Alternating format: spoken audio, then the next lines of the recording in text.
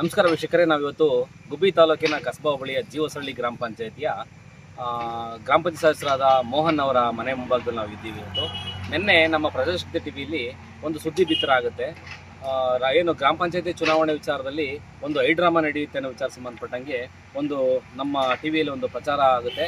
ಆ ವಿಚಾರದಲ್ಲಿ ಏನು ಅಂಗೀಕಾರಕ್ಕೂ ಮುನ್ನನೇ ಗ್ರಾಮ ಪಂಚಾಯತಿ ಅಧ್ಯಕ್ಷ ಆದ ಭಾಗ್ಯಮ್ಮ ನರಸಿಂಹರಾಜು ಅವರು ಅಂಗೀಕಾರಕ್ಕೂ ಮುನ್ನ ರಾಜೀನಾಮೆ ಹಿಂಪಡೆದ ವಿಚಾರ ಸಂಬಂಧಪಟ್ಟಂಗೆ ನಮ್ಮಲ್ಲಿ ಒಂದು ಸುದ್ದಿ ಬಿತ್ತರ ಆಗುತ್ತೆ. ಆ ವಿಚಾರ ಸಂಬಂಧಪಟ್ಟಂಗೆ ಇವತ್ತು ಒಂದು ಹೊಸ ತಿರುವು ಸಿಕ್ಕಿದ್ದು, ಕೆಲವು ಸದಸ್ಯರು ಎಲ್ಲೋ ಒಂದು ಕಡೆ ದಲಿತ ಸದಸ್ಯರನ್ನ ಅಧ್ಯಕ್ಷರನ್ನ ಮಾಡಬೇಕಾಗುತ್ತೆ ಅನ್ನೋ ಉದ್ದೇಶಕ್ಕೆ ಇವತ್ತು ನಮ್ಮನ್ನು ಅದರಿಂದ ಬದಿಗಿಟ್ಟು ಎಲ್ಲೋ ಒಂದು ಕಡೆ ನಮ್ಗೆ ಅನ್ಯಾಯ ಮಾಡಕ್ಕೆ ಕೊಟ್ಟಿದ್ದಾರೆ ಅನ್ನೋ ವಿಚಾರ ಪ್ರಸ್ತಾಪ ಆಗಿ ಇವತ್ತು ಆ ಸುದ್ದಿಗೆ ಒಂದು ಬಿಗ್ ಟ್ವಿಸ್ಟ್ ಸಿಕ್ಕಿದ್ದು.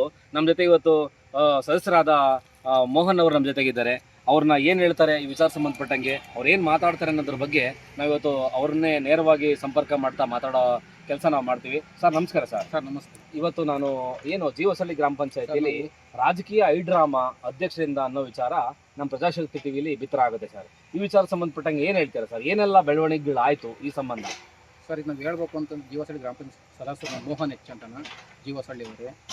ನಾವು ಈ ಬಾರಿ ಎಲ್ಲರೂ ಕೂಕೊಂಡು ಒಂದು ಮಾತಾಡಿ ಜೀವಸಳ್ಳಿಯಲ್ಲಿ ಒಂದು 20 ಜನ ಸದಸ್ಯರಿದ್ದೀವಿ. ಅದರಲ್ಲಿ 11 ಜನ ಸದಸ್ಯರಲ್ಲಿ ಈ ಬಾರಿ ಅವ್ರನ್ನ ಇಳಿಸಿ ನೆಕ್ಸ್ಟ್ ಮಾಡಬೇಕು ಅಂತ ಎಲ್ಲರೂ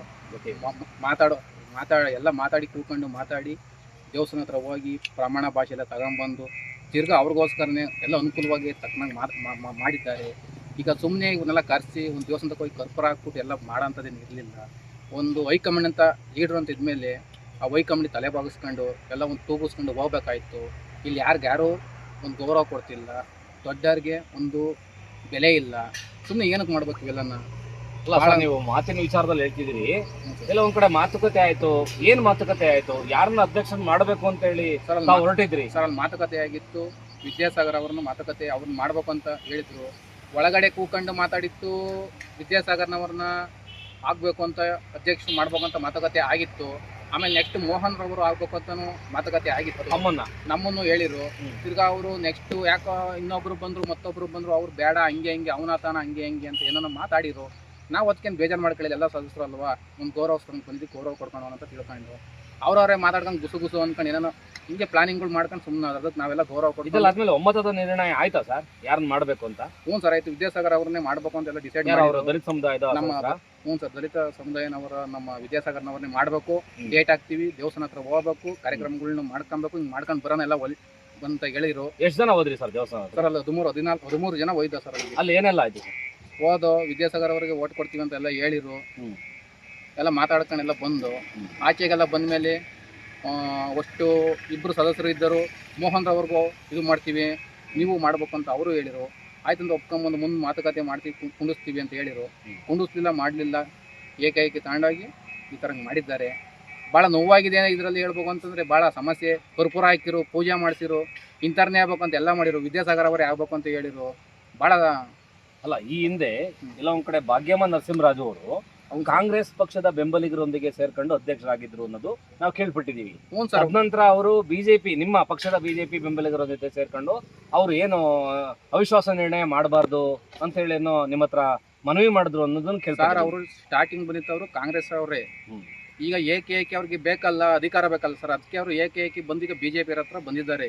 ಬಿಜೆಪಿ ಹತ್ರ ಬಂದು ಇನ್ನು ಇರೋದಿಲ್ಲ. ಉದ್ದೇಶ ಆದ್ರೂ ಏನು ಸರ್? ನೆಕ್ಸ್ಟ್ ಮುಂದಿರೋ ಚಾನ್ಸ್ 4 ತಿಂಗಳ ಚಾನ್ಸ್ ನಮ್ಗಾರ ಇನ್ನೂ ಸಿಗ್ಲಿ. ಮುಂದೆ ಯಾರಿಗೂ ಸಿಗೋದು ಬೇಡ. ಚಾನ್ಸ್ ಇದೇ ಥರ ಕಳ್ಕೊಳೋದು ಬೇಡ. ಇದೇ ಥರ ಮುಂದೆ ನಡ್ಕೊಂಡು ಹೋಗೋಣ ಅಂತ ಆ ಚಾನ್ಸಿಗೆ ಬಂದವ್ರು. ಅಷ್ಟು ಬಿಟ್ಟರೆ ಅದರಲ್ಲಿ ಏನಿಲ್ಲ ಸರ್.